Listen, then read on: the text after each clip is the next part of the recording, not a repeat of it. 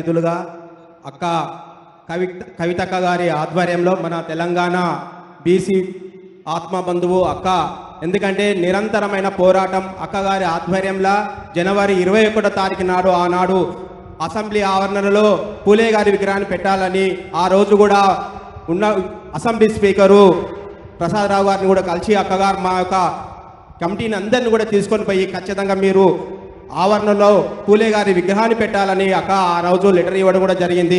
గడిచిన సంవత్సరన్నర కాలంలో కూడా ఎప్పుడు కూడా ఆలస్యం ప్రదర్శిస్తూ ఉన్నారు. ఎప్పుడు కూడా అక్కగారు కలిసిన సందర్భంలో పూలే గారి విగ్రహాన్ని పెట్టాలి అని కూడా చెప్తారు. కానీ ఉమ్మడి ఆంధ్రప్రదేశ్ కాలంలో ఆనాటి ప్రభుత్వ అధికారులను ఆంధ్ర వాళ్ళని మెడలు వంచి అక్కగారు బాబాసాహెబ్ అంబేద్కర్ విగ్రహాన్ని ప్రతిష్ఠించిందంటే మామూలు విషయం కాదు. కానీ తెలంగాణ రాష్ట్రం తెచ్చుకున్న తర్వాత ఇప్పుడున్న ప్రభుత్వము మొండి వైఖరితోటి కావోతాన్ని బీసీలకు అన్యాయం చేయాలని కూడా పూలే గారి విగ్రహాన్ని పెట్టలేరంటే దీని యొక్క అర్థం మనం చేసుకోవాల్సిన అవసరం ఉందని కూడా ఈ సందర్భంగా తెలియజేస్తా ఉన్నాను. గడిచిన సంవత్సరన్నర కాలం నుంచి బీసీల గురించి అక్కగారు ఎప్పుడు కూడా ప్రతిరోజు ప్రతి వారం కూడా ఏదో ఒక జిల్లాలలో రౌండ్ టేబుల్ సమావేశాలు బీసీలందరినీ పిలిపించి మనందరినీ కూడా చైతన్యం చేస్తూ మరి ఆ రోజు ప్రభుత్వము కామారెడ్డిలో 42% బీసీలకు డిక్లరేషన్ ఇచ్చిన సందర్భంలో అది కూడా 6 గ్యారెంటీల లెక్క రేవంత్ రెడ్డి గారు దాన్ని పక్కకేద్దామని చూసిండు. ఏదో బీసీలకు ఏం చెప్పినా కానీ పట్టించుకోరు అనుకుంటు. కానీ అక్కగారు మన బీసీలను చైతన్యపరుస్తూ మనకు మార్గదర్శకం వహిస్తూ ముందుకు నడిపిస్తూ మీరు ఏ విధంగా 42% చేస్తారా అంటే ఎంబడే దానికి కమిటీ వేయడం జరిగింది. డెడికేటెడ్ కమిటీ వేసిరు. అక్కగారు ఎప్పుడు పోరాటం చేసినా ఏమైంది బీసీల గురించి అనగానే మరి వాళ్ళు ప్రజలలోకి వచ్చి మనం ఎంత మందురు ఏంటి అని కూడా మన లెక్క చూసుకురు. ఆ లెక్కలు కూడా కరెక్ట్ లేదు.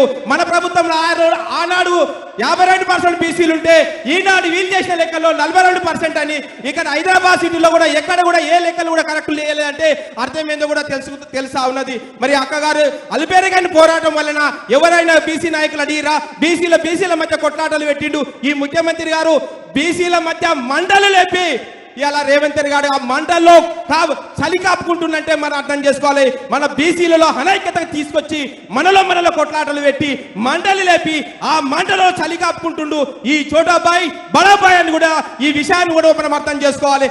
ఎప్పటికప్పటి కూడా కవిత గారు మనకు జ్ఞానోదయం చేస్తూ చైతన్యం పరుస్తూ ఈ విధంగా వీళ్ళు మోటం చేస్తున్నారు అని మనకు చెప్తూనే ఉన్నారు. ఇలా హైదరాబాద్ లో తెలుసుకోవాల్సిన పంచాయతీని వీళ్ళు ఢిల్లీకి పోయారు. హైదరాబాద్ లో ఇలా మంచి మేధావులు విద్యావంతులు అంటారు. ఇలా అసెంబ్లీలో తెచ్చిన దాన్ని 42% ఇక్కడ చట్టం చేయాలి.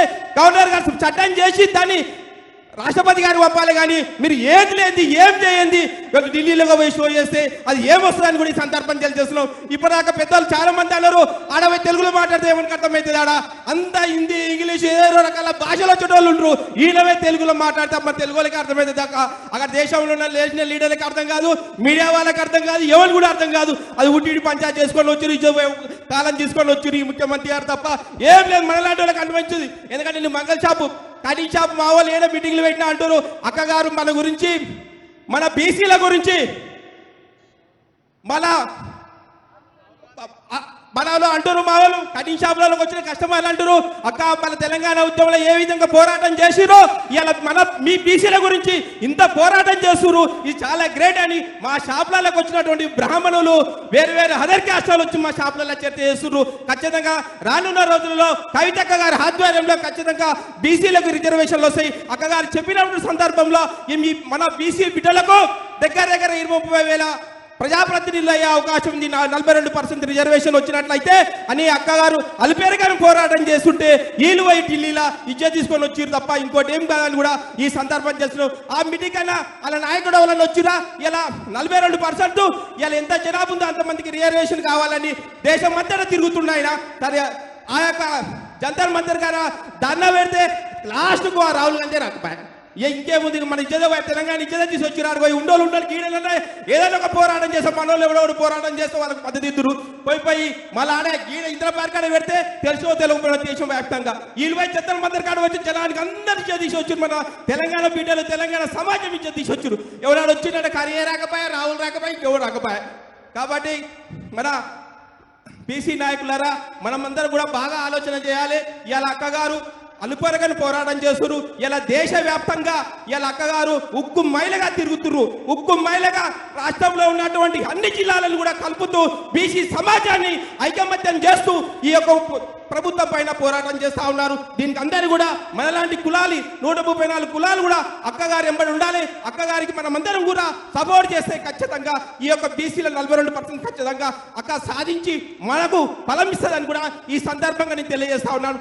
అక్కగారు ఖచ్చితంగా పోరాటం అంటే అక్కగారి దగ్గర తీసుకోవాలి. మన తెలంగాణ బిడ్డ రాణి రుద్రమాదేవి ఆశయాలను పులుగుపుచ్చుకొని ఖచ్చితంగా అక్కగారికి ఉంది కాబట్టి ఖచ్చితంగా కసి ఉన్నది కాబట్టి మనందరూ కూడా అక్కగారు మనకు సపోర్ట్ చేస్తున్నారు. అక్కగారు కూడా మనందరూ కూడా సపోర్ట్గా ఉండాలని తెలియజేస్తున్నారు. అక్కగారి మీద లేనిపోని చేస్తూ ఉన్నారు. వాళ్ళందరూ కూడా ఖచ్చితంగా మనందరూ కూడా బుద్ధి చెప్పాల్సిన అవసరం ఉందని ఈ సందర్భంగా తెలియజేస్తూ నాకు ఈ అవకాశం ఇచ్చిన అక్కగారికి ధన్యవాదాలు.